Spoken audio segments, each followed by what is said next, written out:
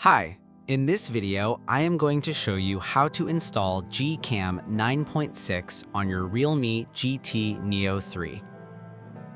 Step 1. Tap the first link in the description to open the article. Step 2. Scroll to the download section and download the GCam APK file. Step 3. Follow the How to Install guide for step-by-step instructions. A video guide is also available. That's it. Don't forget to visit the article for complete instruction in APK file. Lastly, here's some GCam versus stock camera app comparison.